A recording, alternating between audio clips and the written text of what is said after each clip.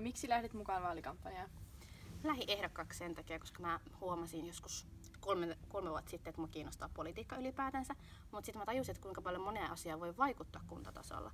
Esimerkiksi just vaikka mulla on tosi tärkeää koulutus, ilmastonmuutoksen estäminen ja sitten tällaiset yhdenvertaisuusasiat, niin näihin kaikkiin pystyy vaikuttaa kuntatasolla. Ja sen takia mä lähdin ehdolle, koska mä haluan vaikuttaa. Okay. Sitten, mitä mieltä olet Jyväskylän kaupungin koulutukseen kohdistuvista leikkauksista? No, mä oon todella huolestunut niistä. Mä oon nyt vähän katsonut etäämältä. Mä olin Brasiliassa vaihossa ja mä katsoin tosi huolestuneena, että miten lukioiden tilanne on huonontunut. Eli siellähän tosiaan valtio on tehnyt leikkauksia, mitkä on sitten vaikuttanut just Jyväskylän lukiotilanteen tosi huonosti, että kursseja on karsittu, sitten opettajahenkilöstöstä on ja sitten vielä näkyy se, että teillä on ihan sika isot luokkakoot. Eli sehän vaikuttaa tosi paljon teidän koulutuksen tulokseen ja siihen, että kuinka paljon te pääsette valmistumaan ja näin edespäin.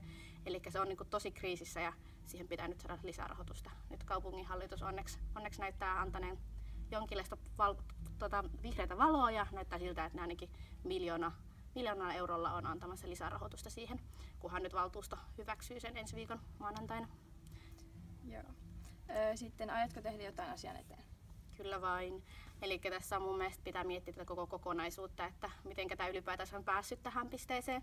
Eli ilman lukiolaisten aktiivisuutta, niin en tiedä, olisiko kaupunki sitten lähtenyt aktiivisesti muuttamaan asioita parempaan suuntaan.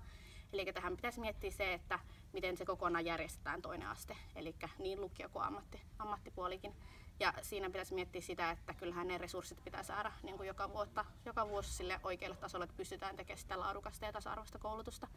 Eli siinä vaan pitää saada niitä lisäresursseja, että sen puolesta on kyllä valmis taistelemaan. Okei, joo.